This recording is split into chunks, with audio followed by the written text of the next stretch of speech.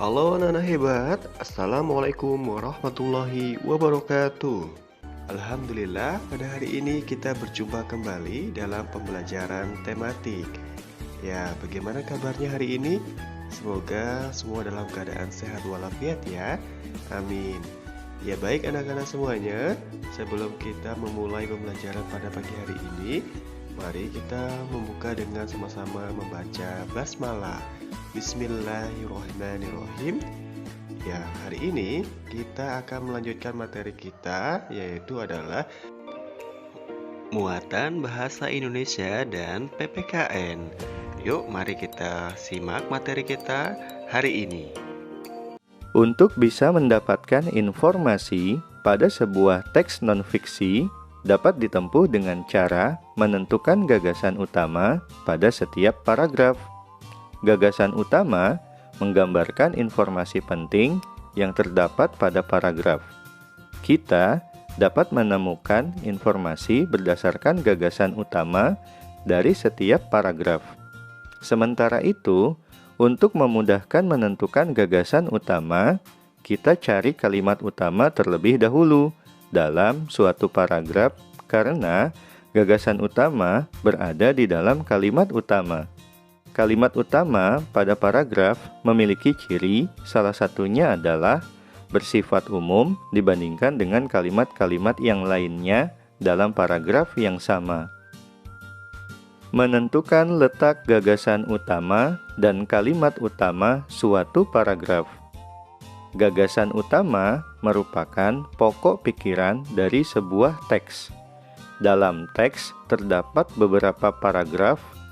Gagasan utama dapat terletak di awal, tengah, akhir, atau awal dan akhir paragraf.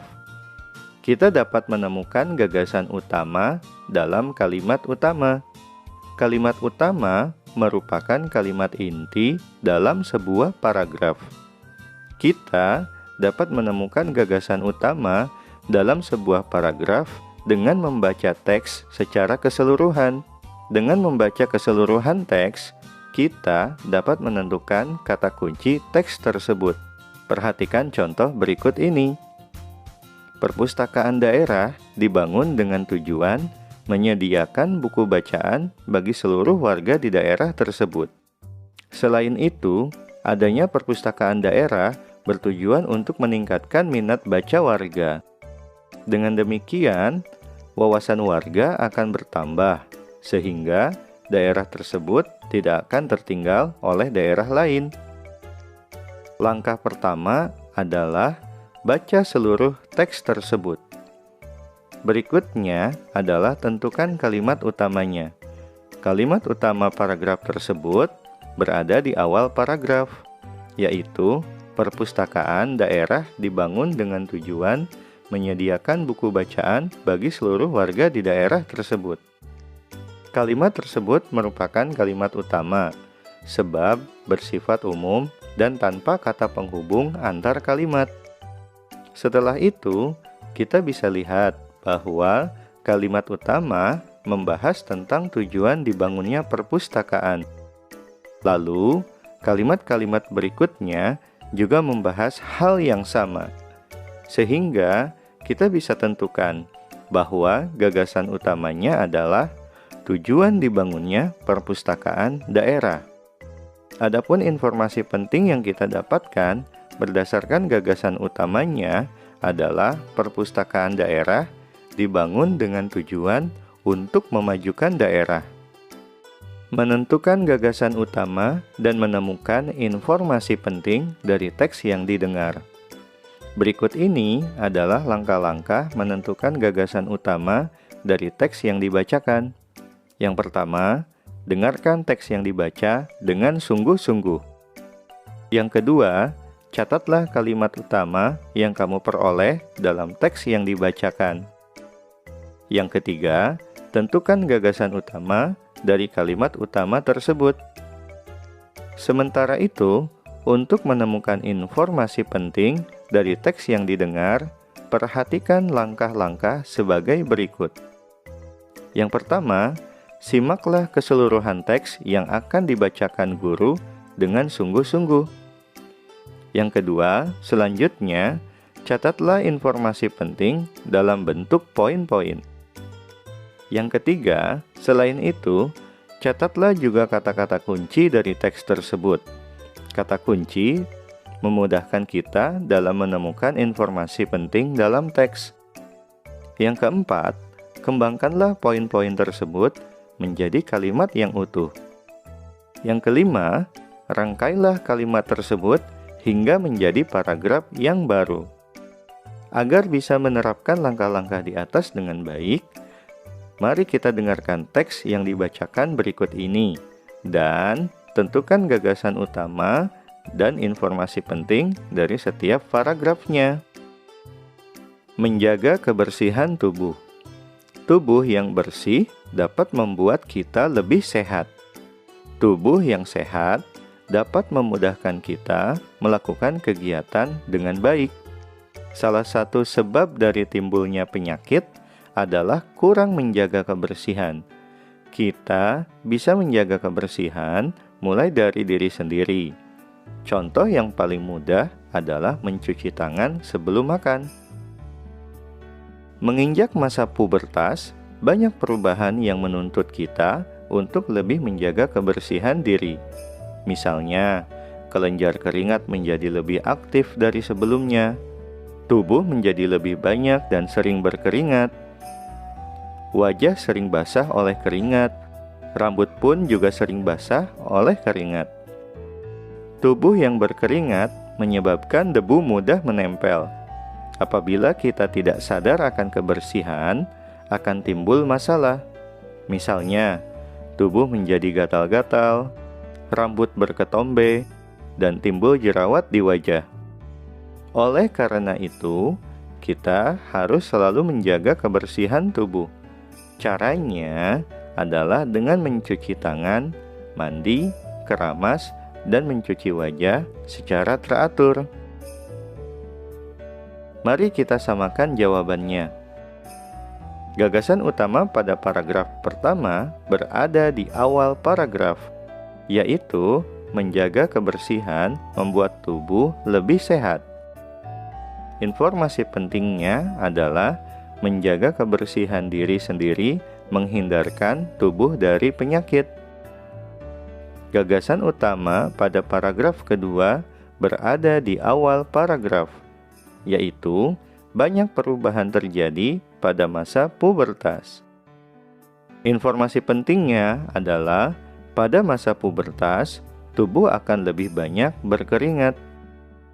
Gagasan utama pada paragraf ketiga berada di tengah paragraf, yaitu cara menjaga kebersihan tubuh saat mengalami masa pubertas.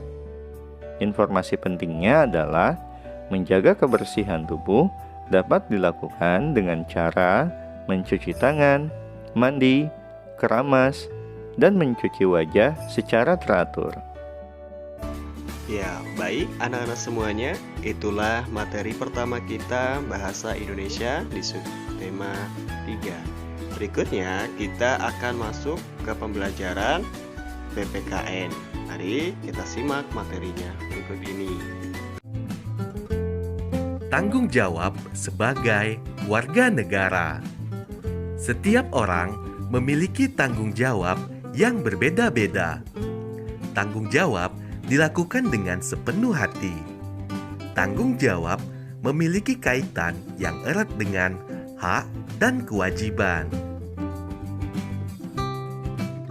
Sebagai warga negara Indonesia yang sadar terhadap hak dan kewajiban dengan penuh tanggung jawab, salah satu sikap yang harus dikembangkan yaitu cinta tanah air dan bangsa. Sikap ini dapat ditunjukkan dengan menggunakan produk-produk dalam negeri, saling menghargai untuk memperkokoh persatuan dan kesatuan, dan menjaga nama baik bangsa dan negara. Contoh sikap tanggung jawab sebagai warga negara. Yang pertama, belajar dengan baik agar kelak menjadi penerus bangsa. Kedua, selalu membela nama baik negara sendiri. Ketiga, mengabdi kepada negara dengan penuh rasa ikhlas. 4. Menaati aturan yang berlaku. Dan yang kelima, menjaga persatuan dan kesatuan. Berbelanja pakaian buatan dalam negeri merupakan salah satu bentuk tanggung jawab sebagai warga negara. Manfaat melaksanakan tanggung jawab dalam kehidupan sehari-hari. Setiap orang harus memiliki rasa tanggung jawab. Dalam Undang-Undang Dasar 1945 dijelaskan berbagai bentuk hak dan kewajiban warga negara. Sebagai warga negara yang baik, kita harus melaksanakan hak dan kewajiban dengan penuh tanggung jawab. Contoh manfaat melaksanakan tanggung jawab dalam kehidupan sehari-hari. Yang pertama, tanggung jawab mengikuti upacara bendera di sekolah. Manfaatnya akan meningkatkan rasa cinta tanah air. Yang kedua, tanggung jawab mengamalkan Pancasila dalam kehidupan sehari-hari. Manfaatnya akan menciptakan kehidupan masyarakat yang sesuai tujuan negara. Yang ketiga, tanggung jawab berteman dengan semua orang. Manfaatnya menjalin rasa kesatuan dan persatuan. Keempat, belajar rajin dan mengembangkan diri. Manfaatnya mempercepat terciptanya kesejahteraan masyarakat. Yang kelima, membuang sampah di tempatnya. Manfaatnya, kebersihan lingkungan akan tetap terjaga. Menanamkan sikap tanggung jawab sejak dini sangat diperlukan agar tercipta generasi penerus bangsa yang kuat, bekerja keras, dan bertanggung jawab. Jika setiap orang melaksanakan tanggung jawabnya dengan baik, akan terbentuk karakter bangsa yang kuat, serta masyarakat yang damai dan sejahtera. Banyak sekali konflik dan permasalahan yang muncul akibat sikap tidak bertanggung jawab. Contohnya, jika seorang siswa tidak melaksanakan tanggung jawabnya untuk menjaga kebersihan lingkungan sekolah, maka lingkungan sekolah menjadi kotor. Sebaliknya, jika setiap warga sekolah memiliki tanggung jawab untuk menjaga lingkungan, akan tercipta lingkungan hidup yang sehat dan asri. Merawat pekarangan sekolah agar tetap bersih dan nyaman dipandang mata merupakan tanggung jawab semua warga sekolah. Dampak pelaksanaan tanggung jawab sebagai warga negara. Tanggung jawab melaksanakan kewajiban membayar pajak. Dampak pelaksanaannya, pembangunan nasional berlangsung dengan lancar. Yang kedua, tanggung jawab membina kerukunan dalam masyarakat.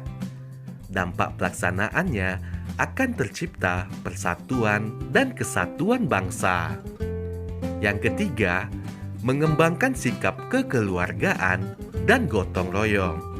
Dampak pelaksanaannya akan tercipta kehidupan masyarakat yang aman, damai, dan tentram.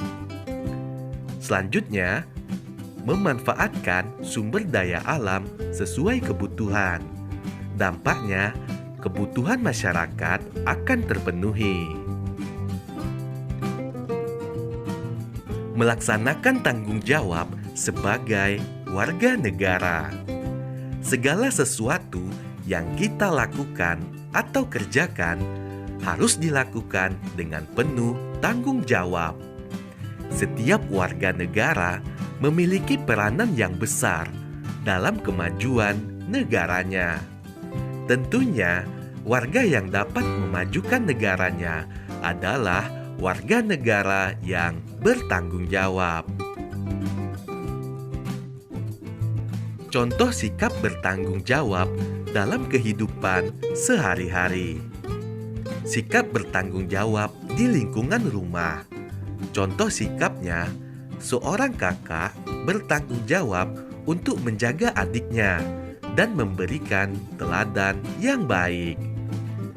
Kemudian, contoh sikap bertanggung jawab di lingkungan sekolah.